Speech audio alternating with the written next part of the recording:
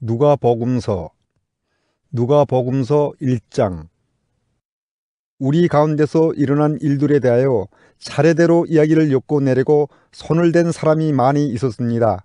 그들은 이것을 처음부터 말씀의 목격자요 전파자가 된 이들이 우리에게 전하여 준 대로 엮어냈습니다. 그런데 존귀하신 데오빌로님, 나도 모든 것을 시초부터 정확하게 조사하여 보았으므로 각각께 그것을 순서대로 써드리는 것이 좋겠다고 생각하였습니다. 이리하여 각각께서 이미 배우신 일들이 확실한 사실임을 아시게 되기를 바라는 바입니다. 유대왕 헤롯 때에 아비야조에 배속된 제사장으로서 사가랴라고 하는 사람이 있었다. 그의 아내는 아론의 자손인데 이름은 엘리사벳이다. 그 두 사람은 다 하나님 앞에서 의로운 사람이어서 주님의 모든 계명과 규율을 흠잡을 데 없이 잘 지켰다. 그런데 그들에게는 자녀가 없었다. 엘리사벳이 임신을 하지 못한 여자이고 두 사람은 다 나이가 많았기 때문이다. 사가랴가 자기 조의 차례가 되어서 하나님 앞에서 제사장의 직분을 담당하게 되었다. 어느 날 제사직의 관례를 따라 제비를 뽑았는데 그가 주님의 성소에 들어가 분향하는 일을 맡게 되었다.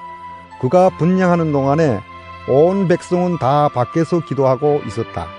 그때 주님의 천사가 사가랴에게 나타나서 분향하는 제단 오른쪽에 섰다. 그는 천사를 보고 놀라서 두려움에 사로잡혔다. 천사가 그에게 말하였다. 사가랴야, 두려워하지 말아라. 내 간구를 주님께서 들어주셨다. 내 아내 엘리사벳이 너에게 아들을 낳아줄 것이니 그 이름을 요한이라고 하여라. 그 아들은 내게 기쁨과 즐거움이 되고 많은 사람이 그의 출생을 기뻐할 것이다. 그는 주님께서 보시기에 큰 인물이 될 것이다. 그는 포도주와 독한 술을 입에 대지 않을 것이요 어머니 뱃속에 있을 때부터 성령을 충만하게 받을 것이며 이스라엘 자손 가운데서 많은 사람을 그들의 주 하나님께로 돌아오게 할 것이다. 그는 또한 엘리야의 심령과 능력을 가지고 주님보다 앞서와서 부모의 마음을 자녀에게로 돌아오게 하고 거역하는 자들을 의인의 지혜의 길로 돌아서게 해서 주님을 맞이할 준비가 된 백성을 마련할 것이다. 사가랴가 천사에게 말하였다. 어떻게 그것을 알겠습니까?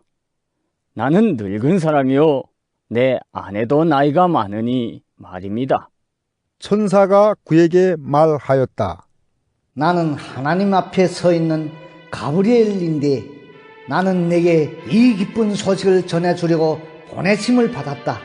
보아라, 그때가 되면 다 이루어질 내 말을 내가 믿지 않았으므로 이 일이 이루어지는 날까지 너는 벙어리가 되어서 말을 못하게 될 것이다.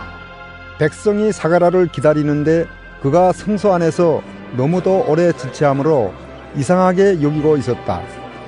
그런데 그가 나와서도 말을 못하니까 사람들은 그가 성소 안에서 환상을 본 줄로 알았다. 사가랴는 그들에게 손짓만 할 뿐이요 그냥 말을 못하는 채로 있었다. 사가랴는 제사 당번 기간이 끝난 뒤에 집으로 돌아갔다. 그 뒤에 얼마 지나서 그의 아내 엘리사벳이 임신하고 5달 동안 숨어 살면서 이렇게 말하였다. 주님께서 나를 돌아보셔서 사람들에게 당하는 내 부끄러움을 없애 주시던 날에 나에게 이런 일을 베풀어 주셨다. 그 뒤로 6달이 되었을 때에 하나님께서 천사 가브리엘을 갈릴리 지방의 나사렛 동네로 보내시어 다윗의 가문에 속한 요셉이라는 남자와 약혼한 처녀에게 가게 하셨다. 그 처녀의 이름은 마리아였다. 천사가 안으로 들어가서 마리아에게 말하였다. 기뻐하여라. 은혜를 입은 자야, 주님께서 그대와 함께 하신다. 마리아는 그 말을 듣고 몹시 놀라 도대체 그 인사말이 무슨 뜻일까 하고 궁금히 여겼다. 천사가 마리아에게 말하였다. 두려워하지 말아라. 마리아야, 그대는 하나님의 은혜를 입었다. 보아라, 그대가 잉태하여 아들을 낳을 터이니 그의 이름을 예수라고 하여라. 그는 위대하게 되고 더없이 높으신 분이 아들이라고 불릴 것이다. 주 하나님께서 그에게 그의 조상 다윗의 왕위를 주실 것이다. 그는 영원히 야곱의 집을 다스리고 그의 나라는 무궁할 것이다. 마리아가 천사에게 말하였다. 나는 남자를 알지 못하는데 어떻게 이런 일이 있겠습니까? 천사가 마리아에게 대답하였다. 성령이 그대에게 임하시고 더없이 높으신 분의 능력이 그대를 감싸줄 것이다. 그러므로 태어날 아기는 거룩한 분이요 하나님의 아들이라고 불릴 것이다. 보아라, 그대의 친척 엘리사벳도 늙어서 임신하였다. 임신하지 못하는 여자라 불리던 그가 임신한 지 벌써 6달이 되었다. 하나님께는 불가능한 일이 없다. 마리아가 말하였다. 보십시오. 나는 주님이 여종입니다. 당신이 말씀대로 나에게 이루어지기를 바랍니다. 천사는 마리아에게서 떠나갔다. 그 무렵에 마리아가 일어나 서둘러 유대 산골에 있는 한 동네로 가서 사가랴의 집에 들어가 엘리사벳에게 문안하였다. 엘리사벳이 마리아의 인사말을 들었을 때에 아이가 그의 뱃속에서 뛰놀았다. 엘리사벳이 성령으로 충만해서 큰 소리로 외쳐 말하였다. 그대는 여자들 가운데서 복을 받았고 그대의 태중의 아이도 복을 받았습니다. 내 주님의 어머니께서 내게 오시다니 이것이 어찌된 일입니까? 보십시오. 그대의 인사말이 내 귀에 들어왔을 때에 내 태중의 아이가 기뻐서 뛰놀았습니다. 주님께서 하신 말씀이 이루어질 줄 믿은 여자는 행복합니다. 그리하여 마리아가 말하였다. 내 영혼이 주님을 찬양하며 내 마음이 내 구주 하나님을 좋아함은 그가 이 여정이 비천함을 보살펴 주셨기 때문입니다. 이제부터는 모든 세대가 나를 행복하다 할 것입니다. 힘센 분이 나에게 큰 일을 하셨기 때문입니다. 그의 이름은 거룩하고 그의 자비하심은 그를 두려워하는 사람들에게 대대로 있을 것입니다.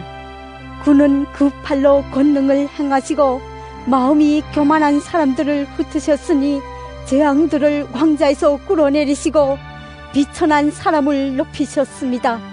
줄인 사람들을 좋은 곳으로 배부르게 하시고 부한 사람들을 빈손으로 떠나보내셨습니다.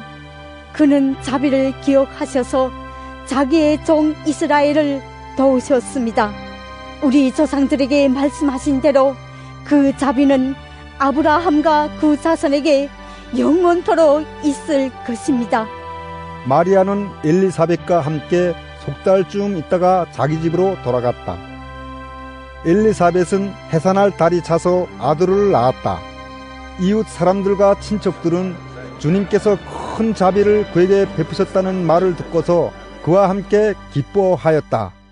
아기가 태어난 지 8일째 되는 날에 그들은 아기에게 할례를 행하러 와서 그의 아버지 이름을 따서 그를 사가랴라 하고자 하였다.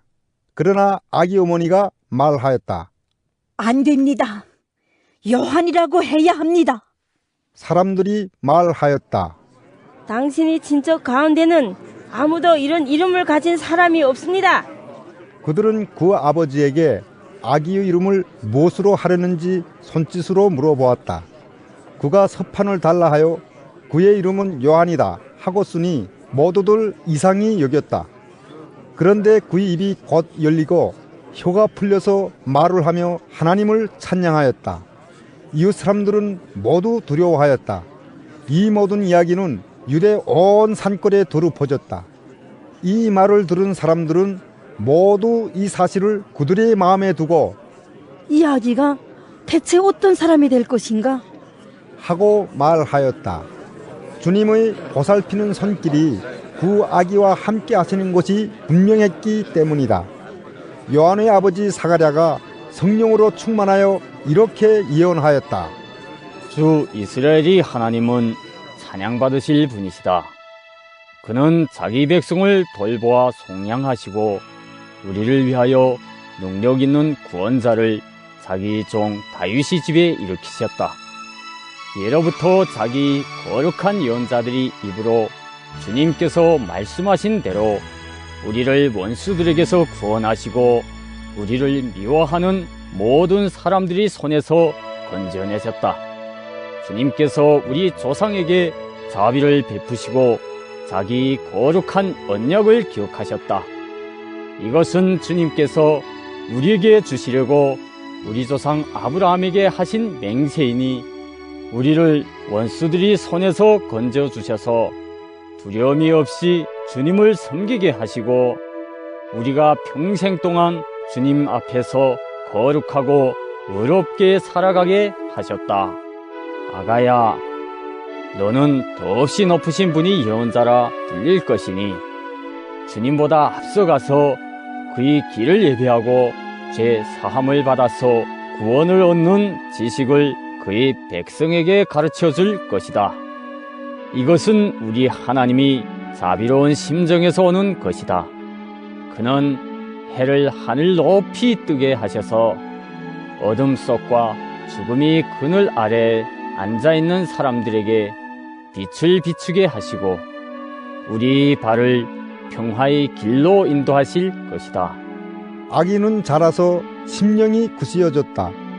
그는 이스라엘 백성 앞에 나타나는 날까지 광야에서 살았다.